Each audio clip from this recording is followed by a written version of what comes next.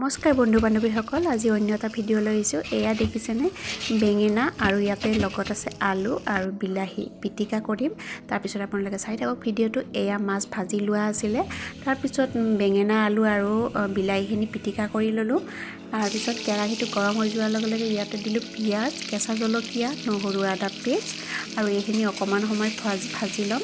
আৰু আলু আৰু বিলাহী লগত বেঙেনা এইখিনি ইয়াতে দি দিব। আৰু এতিয়া অকণমান সোৱাদ অনুযায়ী নিমখ দিছে, হালধি আৰু এই পিটিকাখিনিও অকণমান সময় ভাজি ল'ব। এনেকৈ বাৰু আপোনালোকে খাই পাইছেনে? যদি খাই পোৱা নাই এবাৰ খাই চাবচোন, সঁচাকৈ বহুত ভাল লাগে। আমি কিন্তু কেতিয়াবা এনেকৈ খাওঁ আৰু ভাল লাগে, গতিকে আপোনালোকেও এবাৰ খাবলৈ চেষ্টা কৰিব। তাৰপিছত এইখিনি ভজা হৈ যোৱাৰ পিছত ইয়াতে দিলে পানী আৰু মাছখিনিও একেলগে ইয়াতে দি দিলোঁ। তাৰপিছত এইখিনি অলপ সময় উতলিব দিম। আৰু এইখন আঞ্জা একেবাৰে সময় নালাগে, যিহেতু পিটিকাখিনি আগতে পিটিকা কৰাই থাকে, অকণমান ফ্ৰাই কৰিলে হৈ গ'ল। তাৰপিছত ইয়াতে অকণমান ধনিয়া দিলোঁ সোৱাদ অনুযায়ী। গতিকে কেনেকুৱা লাগিল আপোনালোকে ভিডিঅ'টো কমেণ্টত জনাব। Bye bye.